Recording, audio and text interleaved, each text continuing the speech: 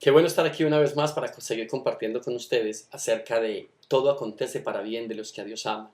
Desde las palabras de San Pablo cuando le escribió a la iglesia de Roma, en el capítulo 8, versículo 28. Todas las cosas acontecen para bien de los que a Dios aman. Decíamos en videos anteriores que cuando uno vive circunstancias difíciles, llega uno inclusive a pensar que uno ha sido, sobre uno ha recaído una maldición, sobre uno ha caído una desgracia. Y hay muchas personas que llegan a decirle a uno, es que Dios a usted no lo ama o qué, porque a todos les da y a usted no, porque usted sufre tanto.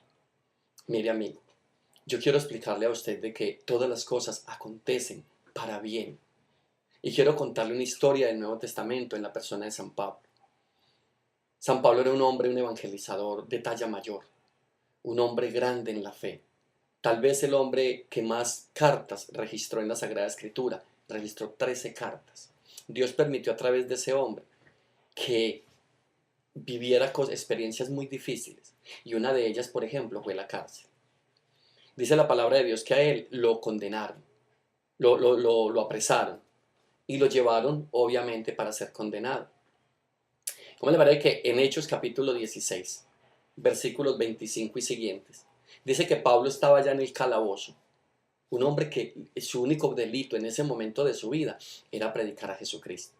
Un hombre que estaba viviendo una vida recta y santa, pero iba más allá. Él quería que todas las demás personas vivieran una vida recta y santa.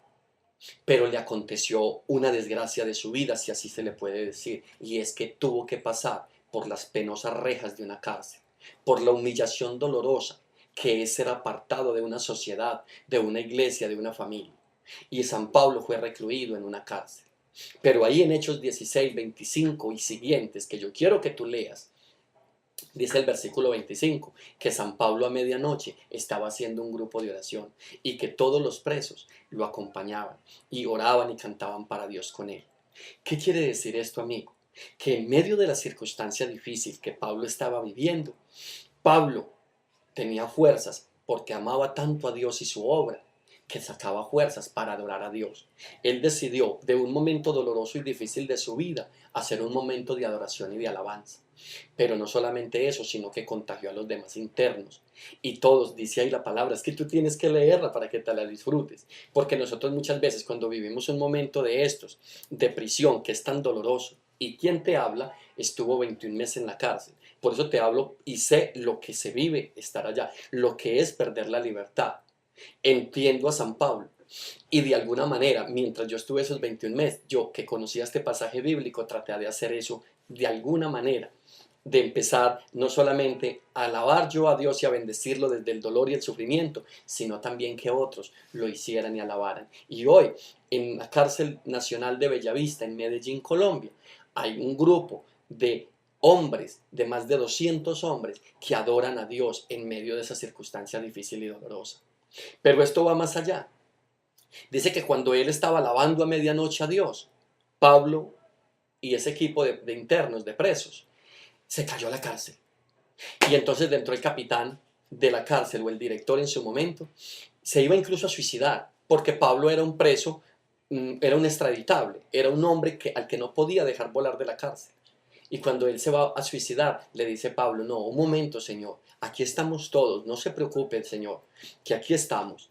El director, tan contento con él porque no se había volado, lo coge y lo lleva a su propia casa, a la casa del director, le sana las heridas que le hicieron los ladrillos y le dice, ¿qué tengo que hacer para ganar la vida eterna? Y Pablo le dice en el versículo 31, cree en el Señor Jesús y serás salvo tú y tu casa. Se bautizó él, bautizó a su familia, se convirtieron al cristianismo. Miren amigos, hay proyectos de Dios a veces hasta con nuestro propio sufrimiento. Pablo tenía que ir a la cárcel para mostrarle a un pueblo interno que a Dios desde el dolor, desde la prisión, se le puede glorificar y exaltar. Pero Dios hizo que ese guardián, ese director, sintiera en su interior la necesidad de la conversión, no solo de él, sino también de su familia.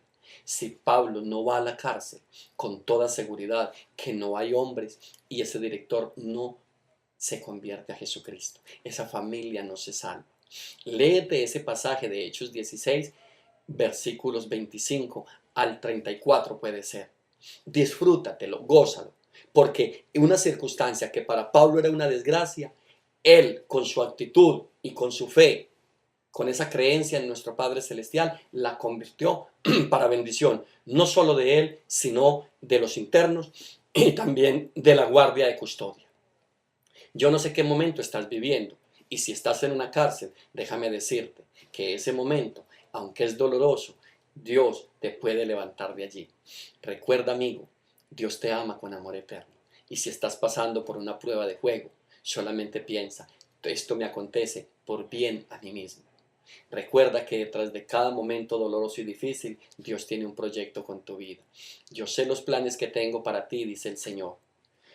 En Jeremías 29, 11 al 13. Planes de bendición, planes de abundancia, planes de salud, planes de misericordia, planes de una vida de abundancia y de bendición.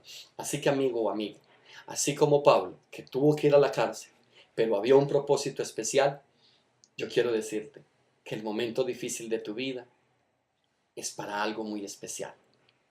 Saca fuerzas de donde no tengas, encáuzalo en Dios. Hazlo como San Pablo, adora a Dios, bendícelo aún desde ese dolor, desde ese sufrimiento, y te darás cuenta que Dios te permitirá ver resultados sencillamente maravillosos como se los mostró a Pablo.